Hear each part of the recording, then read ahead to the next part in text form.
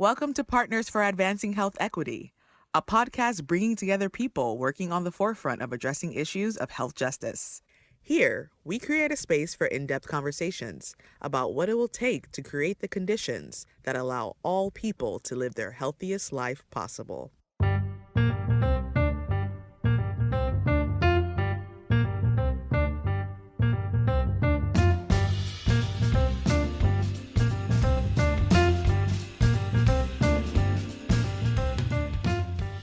Welcome to the second part of our conversation about combating misinformation in public health. In our first episode, we discussed the role of media literacy, the difference between misinformation and disinformation, and how they both have infiltrated public health and the effects this has had on our communities. In this episode, we pose essential questions. What are the key characteristics of misinformation and disinformation that we should be looking for? And how can we empower our communities to distinguish fact from fiction? This is the continuation of that conversation. I'm thinking of this conversation for both individuals who are consuming social media, for example, or consuming podcasts and YouTube videos, but also those community leaders who do have, you know, a trusted voice.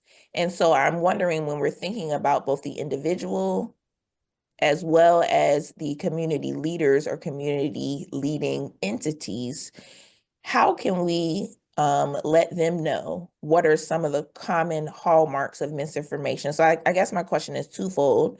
What are some of those common hallmarks of misinformation? And then are there ways that we can inform community leaders about those hallmarks of misinformation, so that we can work to combat this on the community and potentially national level? Twofold questions, sorry. I know we're not supposed to ask two questions at once, but misinformation hallmarks, and then how do we tell leaders what those hallmarks are? Go ahead, Erin. Happy to take the hallmarks. Interestingly, in this last year and a half of my tenure with the coalition, I've been obviously learning a lot about misinformation, and a big aha moment for me was the fact that misinformation, disinformation often is designed to elicit a response. And so listening to yourself, when you read or consume mis or disinformation, how does it make you feel? Does it make you feel angry, anxious? Do you laugh? If you are getting some sort of an emotional read, that is a phenomenal signal that your mind and body is giving you that this might need additional research. And maybe it is completely true and you still felt all of those emotions or a emotion. But that emotional trigger is a great hallmark for everybody to think about as they consume any piece of misinformation or information at all. Yeah, I totally agree with that, Erin. And I think that people are so inundated with information that it's hard often to take the moment to stop and think about whether or not something is triggering that emotional response, and whether or not that therefore it's dis or misinformation. And I think part of it too is that we are separated into these two buckets so much, of those who believe in public health and those who are skeptical of public health. And we need to start having more dialogue with those two audiences so that they can sort of find the common ground. There's a recent podcast that I have been listening to where some of our public health experts, including one of our deans of the School of Public Health at Yale, Megan Riney, participated in a conversation with the MAHA movement, the Make America Great Again movement. And while I'm not a big fan of the word again, because I don't think we've ever really been healthy, we all want to make America healthy. And we need to figure out how we can have those kinds of dialogues in order to try to advance the discussion and move beyond the mis and disinformation, so that we can all have a common understanding and protect our health. And Karen, to your question about how do we help, I believe was it explicitly lawmakers or individuals in positions of influence and power understand those hallmarks of misinformation. Again, I think a big component of it is who is the messenger. And when I think of the fact that misinformation is currently a political hot potato in many respects, there are efforts to curb our understanding and the scientific research behind misinformation.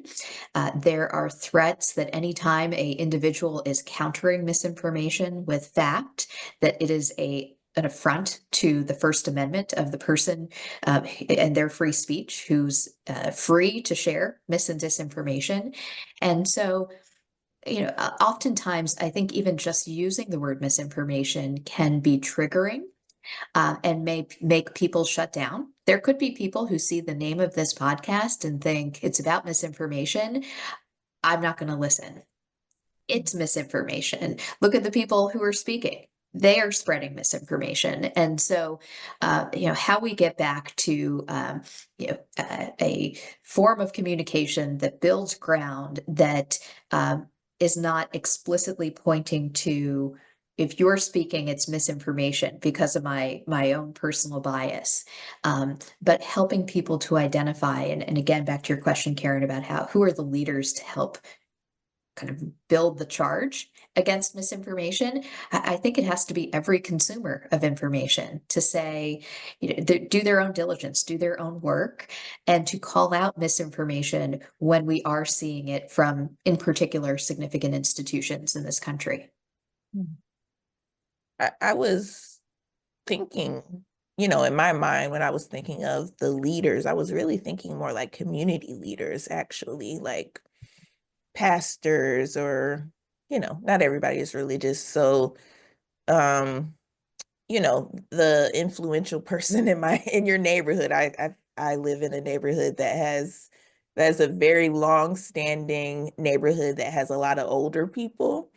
And I was just thinking about how misinformation could pass through this chain of older people. Also, it could happen through a chain of younger people, either on social media directly or just speaking to each other. So I was wondering about how to address those types of community leaders, to get them to understand, and they probably already do understand, what misinformation is and um, how to spot it. But then how can they be influential in addressing misinformation or belief of misinformation among the people that they're interacting with? Yeah, I think it's so important that we work with and talk with audiences that aren't traditionally in science or health, in order to have them be the messengers here. Because as I was saying before, people are much more skeptical of institutions and people like, deans of schools of public health, because they think they have an agenda, when in fact the agenda is simply to make the world healthier. But when we see our schools and programs working with their communities throughout the country, throughout the world, I'll give you one wonderful example. Is the University of Memphis School of Public Health has been working with the schools in Memphis to create excuse me, schools that have clubs for public health. And those clubs are just taking off, and the students are loving it, and they're really tackling the challenges of public health that we face today, and coming up with their own work and working in the community.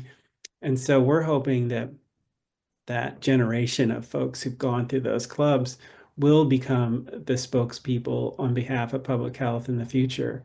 And we see that as a possible avenue for all schools across the country who might want to start a club for public health, because that's how we're going to change the narrative, I believe. That's pretty cool. I wish we had a public health club when I was in school. We didn't have anything Right. of that innovative and forward thinking, but I agree that it's really these younger generations that are able to influence each other and then push forward a health agenda that can address misinformation, because they understand. Like, I don't use TikTok. I'm a millennial, but younger generations who are much more adept at using social media and media literacy, I think we can learn from them. And so I just use the word media literacy. I do want to ask you all about that term. Um, Broadly, what does it mean, but also what role does it play in combating misinformation effectively? Well, I mean, I actually have a thought about media literacy, and I'm thinking about making sure that the media is literate when it comes to these issues, right? Now, I think in general, the sort of old school media is pretty well versed in questioning mis and disinformation and really asking the hard questions and sussing out the pros and cons. I am a little worried, though, that now a lot of media feel like because they want to be fair and balanced, that they need to have people on to combat the science from those who are skeptical of the science and giving them a platform to do that. And sometimes that's totally valid, but sometimes when people are spreading falsehoods, it's really unfortunate to give them that platform. So, and I also think that the media has tended to let folks come on their media, be interviewed, and given them credibility without the follow-up questions that they need to ask. When you listen to the BBC News, and I know that's a niche market, but when I listen to the BBC News, they ask the follow-up hard question. They don't let someone just say what they want to say in their talking points. They question it, and we don't see that as much in our media. But at the same time, we have to be thinking about alternative medias, the blogs, the podcasts, the radio shows, and being part of that discussion, because those are the places where most people are tuning in now. And if we're not there talking about the importance of public health and science, it'll be subsumed by those who want to spread mis and disinformation. Thank you, Tim. I completely agree. And I think some of that is already occurring. And I can say it's really hard for individuals who are trained traditionally in science and in health and public health. We are trained on evidence. We are trained in detail. We are trained to be as thorough as possible. And a lot of times that does not include easily translatable language or content or concepts. So going back to one of the issues we talked about earlier, how do we change how we communicate? Who are the trusted messengers who communicate with or for us?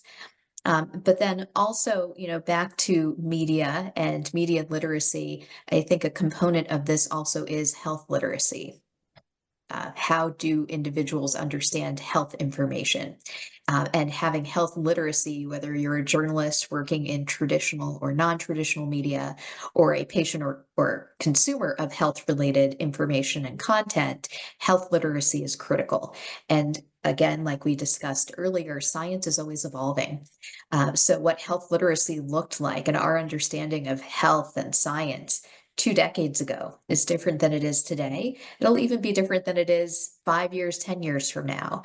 And so, of all the different forms of education that we have established that we need to be engaged in, from data literacy, media literacy, science literacy, health literacy is another one. And so, to come back kind of full circle to Tim's comments about starting young, how do we help? How do we build curriculum that will ensure that the next generation of Americans is armed with the literacy tools to help them distill data, science, health, media, and we could go on and on.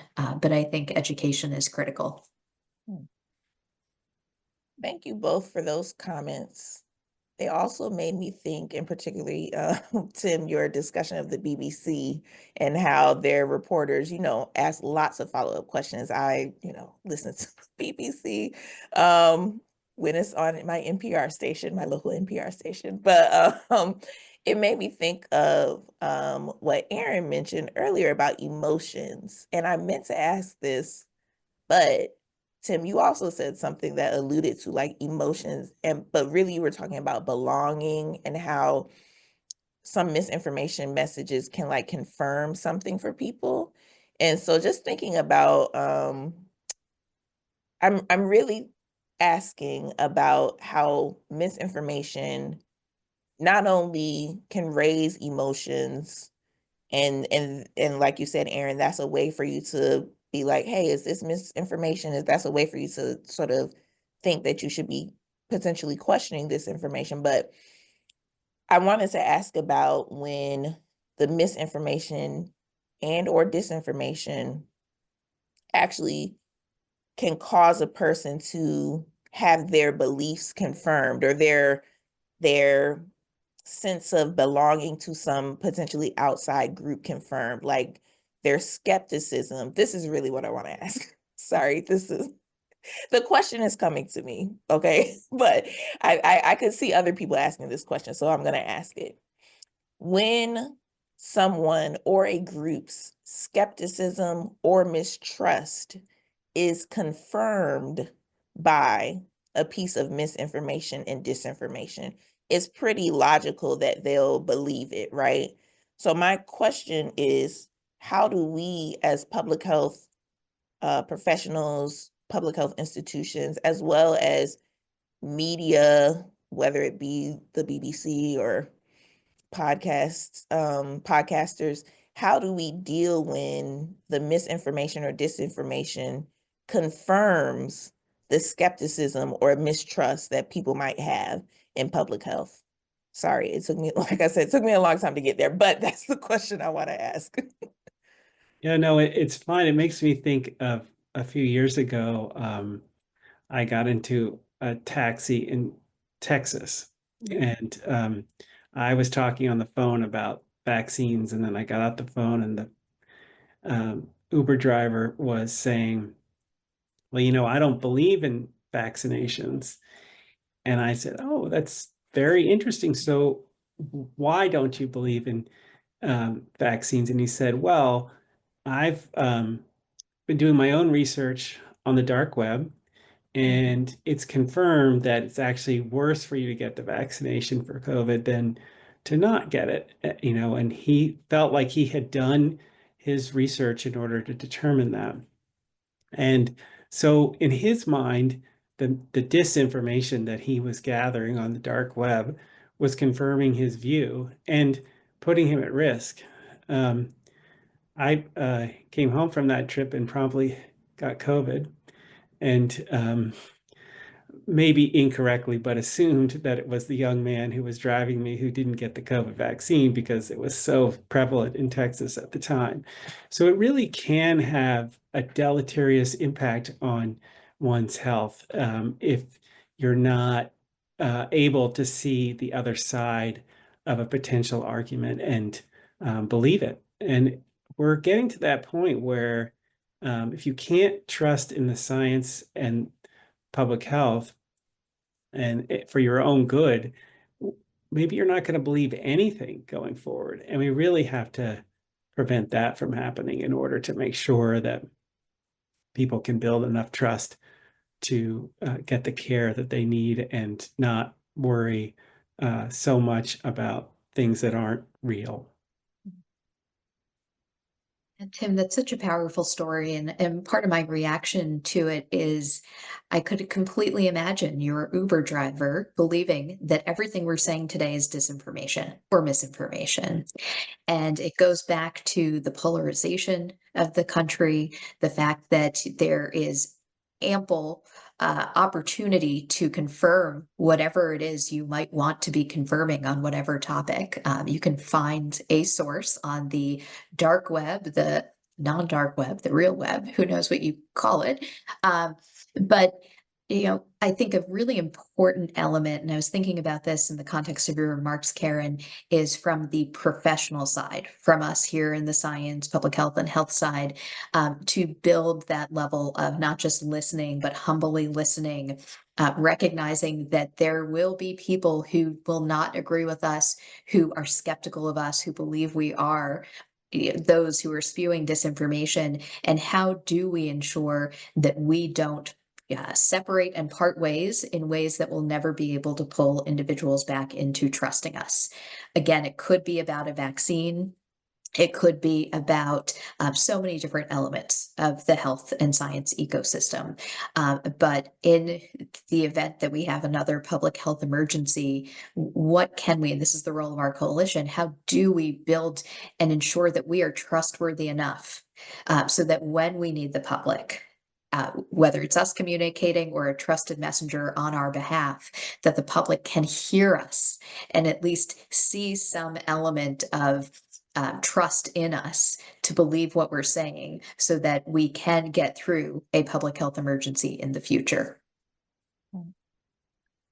Yeah, I think that you started to answer my next question, which we've been talking about broadly all throughout this conversation. But I did want to take this chance to ask you both for specific strategies that the health and science infrastructure can adopt to build trust and fight against misinformation. So we've been talking sort of around this question, but I just wanted to see if there was like a list or a specific, like, these are the things that we need to focus on from you all. Boy, if I had a magic wand, it would have been fixed already. I think listening has come up quite a bit, trying to build common ground. One of our coalition partners has done a lot of work in this space, and part of what they do with their own constituents is training around how do you build connection. And Tim, you sort of alluded to this as you were talking about your Uber driver. You didn't immediately say to him, "You're wrong." You didn't point your finger. You didn't use big words and big science. You were curious. You started a conversation, "Tell me more." And so, how that's part of the work that we're trying to do, modeling after this one member of the coalition, help professionals in the field themselves get curious and to build connections as opposed to just being from the top down. I know the science, I know the evidence, I'm right and you're wrong. That will not win us any favors.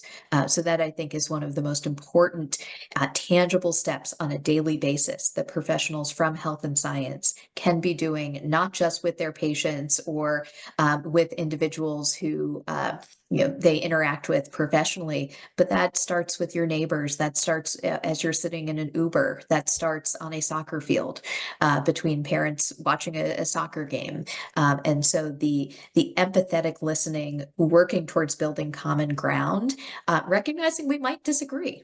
There's going to probably be disagreement, but how in particular do we ensure that we're leading with trustworthiness? And again, to me, that is listening and building common ground.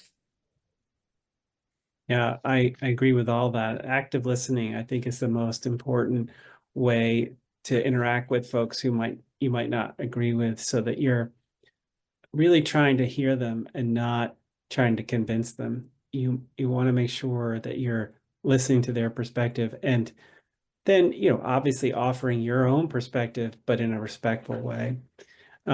Here at the Association of Schools and Programs of Public Health, we have been trying to help our members by creating a messaging guide, which you can find on our website, that really talks about how to work with skeptical audiences, those who are skeptical of public health, in a way that might be more effective, and gives people the tools and the messages that they might use in order to have a more fruitful dialogue.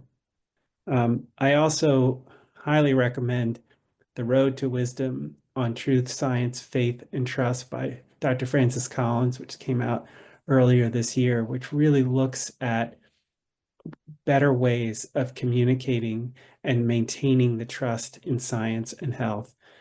So there are a lot of people talking about this topic, and a lot of ways to learn about how to be more effective in your communications. And I encourage people to look at those tools. Great, thank you.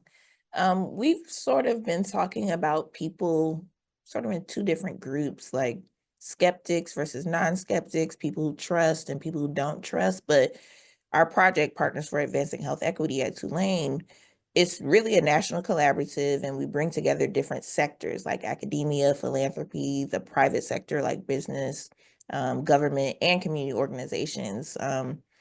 And so we all have the same goal of advancing health equity. And so I wanted to ask about if you had any thoughts about how to communicate or deal with misinformation across these different sectors. Like, do you think people in business should be thinking about this? Do you think philanthropy and nonprofits should be thinking about this? How can we talk across sectors about misinformation and about potentially bringing us together in a particular way to combat it? Yeah, I think it's so important. I'm glad you brought up business because, um, in the world of public health, you're not going to have a business if you can't have healthy people who can come to work and do their work, right? And so it's in their self-interest in order to advance the work that they're doing to make sure that we all care about public health and that they talk about the importance of it and the importance of investing in it. Um, and I agree, this ability to reach out to your community and, from all different perspectives is so going to be so critical as we move forward because we're going to continue to have public health crises in this country and beyond. And if we approach it the same way we did with COVID, it's not going to work. And we will have a lot more people probably dying if they're not listening to the sound advice of folks who really know what's best for folks' health. But if they don't listen to those trusted voices, they need to be hearing from their bosses, from their church leaders, from their community nonprofits. We all need to be in this together, working to try to make an impact. And that's exactly what Erin's group is trying to do. I'll let her talk more about it. Thank you, Tim. So I completely agree with everything that you just said. And I think, especially recognizing that no sector, no individual is free from consuming mis or disinformation. Everybody has a stake in it. So Karen, you talked about a number of different sectors, and each is impacted by mis and disinformation. But when I think in particular of the lens of equity, there are misinformation and in particular disinformation campaigns that are designed to target specific communities and individuals and populations. There is, the role of language. Oftentimes we talk about health literacy, media literacy. If information is not translated at all, let alone appropriately, you will not get accurate information. And that is really it can really impair an individual's health. And so I applaud the work of you, Karen, and your entire team to think through, what is the unique angle of health equity as it is rolled into addressing mis and disinformation. And again, we can't divorce the fact that certain types of mis and disinformation are incredibly targeted. So with that, another component, and Tim, you sort of turned it over to me to talk about the work of the coalition. One of the reasons why I'm so proud of our work is that we have so many different aspects of the health and science ecosystem. Almost every single box is checked, although we still have a number of different organizations we'd love to pull in to be represented, to have voices in this effort to rebuild and sustain trust and trustworthiness.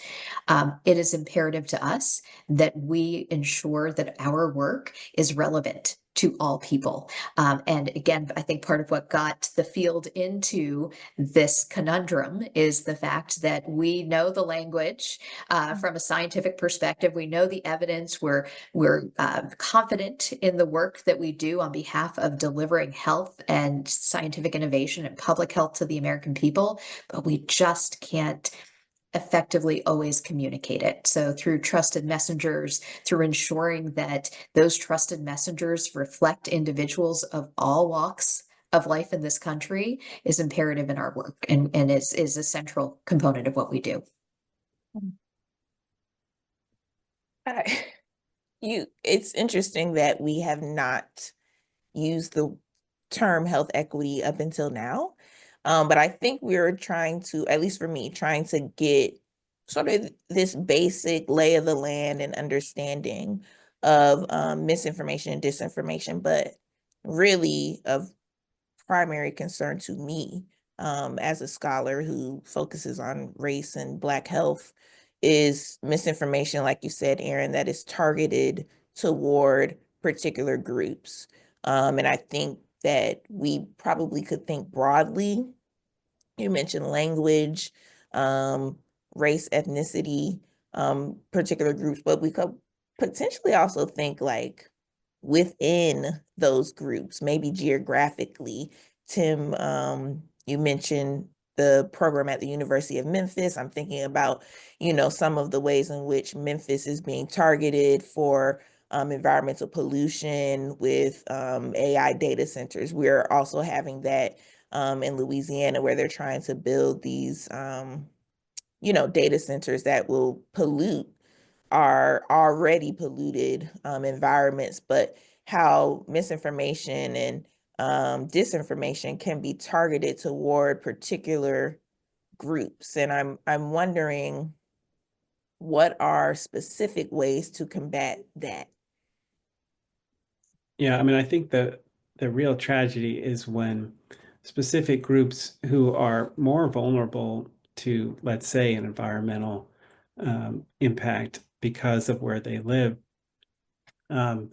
get this disinformation, then they don't know the problem that they're even up against, and the impact it's having on them. And we definitely can show through research that there is a broader or more significant impact for certain populations depending on where you live in terms of the environment. And so this is something that our association has been working on for a couple of decades now, and really trying to ensure that at least that our schools and programs of public health are teaching the next generation around the importance of understanding the diverse nature of the impact of public health problems in the world, and how to try to address them to make a better impact for those populations who are most affected. But it's challenging, right? It's not easy to convince someone that the information that they think they know and that they have is accurate and is correct, when in fact it's false and it's wrong. And so there's not an easy one-step process, but I think over time we can really benefit from having more experts who understand these issues speak to people in a way that they can hear it and that shows that it'll benefit them.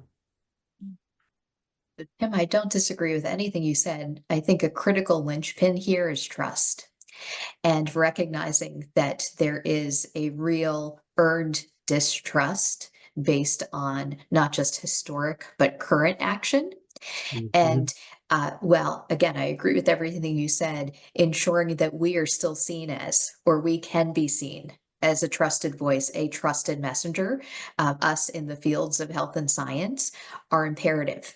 And so I think we can't get to any solution here, Karen, until we are honest about trust and the role of us as a trusted party who really is out to ensure that the health of our communities, our families, the nation is really what we strive to do from a public health, science, and healthcare delivery perspective.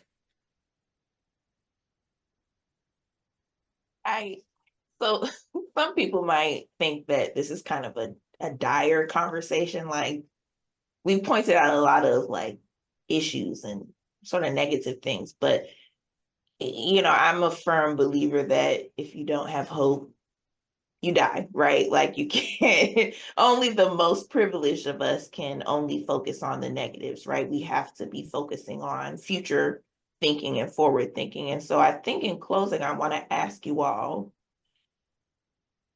not what necessarily do you find hopeful in these moments, but I want to actually ask, for you personally, what type of hope do you have for our future in our country with this in this regard to combating misinformation? How are you feeling hopeful about addressing this issue? Because it really, in some cases is a matter rather of life and death. You, like you said, Tim, with the um Uber driver who probably gave you COVID, like that could have been a life or death issue for this unvaccinated Uber driver, right? Like this is not, and we're just going to get more pandemics. We're just going to have more, I'm in Louisiana, we're going to have more hurricanes, all of these things that are threats to our public health. How are you hopeful? What are you hopeful about in addressing misinformation? Well, I'm hopeful because the science is going to continue to progress and make an impact. So let me give you an example. We have been working with your Senator, Senator Cassidy, and Senator Van Hollen on a piece of legislation that would provide funding for the treatment for Hep C. Now, how did that happen? There was a clear problem. A lot of people have Hep C. We did the basic research and we found a cure for Hep C. If you take a pill provided by these two drug companies, you can be cured in 8 to 12 weeks of Hep C. But not enough of the people are getting that cure because they often live in marginalized communities. And so what we're trying to do is have the senators introduce this bill and provide the funding in order to prevent more people from getting COVID and really COVID, Hep C, and really cure them from Hep C, so there won't be Hep C in the future. And that will save the country $6.5 billion, according to the Congressional Budget Office. So these are the kinds of things that we're working on that I'm very hopeful about. It's taking longer. Legislation takes a long time, but this is the kind of thing that if we can do it, we can show the impact of public health measures like this, then I think people will be less skeptical. Erin, we started this conversation talking about the influx of information coming at us in so many different ways, so many different formats. And I think what gives me some level of confidence, then I'll get to hope, but confidence is the fact that there's a bright through line of misinformation since humans have been communicating among each other, and that we are not in this is not a new phenomenon. It is amplified by the frequency and various media that we can consume and do consume, and outlets. We talked about confirmation bias and being able to find whatever information we want to find in the moment. But it is not new. And humans have been outpacing misinformation since we've been communicating, since the beginning of time. With that said, what gives me hope is, especially from the professional side, the fact that our coalition, this is a first of its kind to have so many disparate parts of the health and science ecosystem who can't sit together on most other issues and find common ground, that they have found common ground in saying, we want to do better and be more trustworthy. That we have to do our part to ensure that the information we have, the evidence-based information we have, is accessible to people, that we are acting in trustworthy ways, that we are listening. And so I am hopeful, in particular through the work of our coalition, that we can, from the professional side, build up the capacity to do what's necessary to help Americans make personally appropriate decisions. Great. Well, I really want to thank you both for this conversation. We appreciate all of the work that you're doing, but also thank you just for being here today to share with us your thoughts and tell us about the work that you're doing. Are there any resources that people should be directed to, or any calls to action that you just want to lay out there at this point based on our conversation?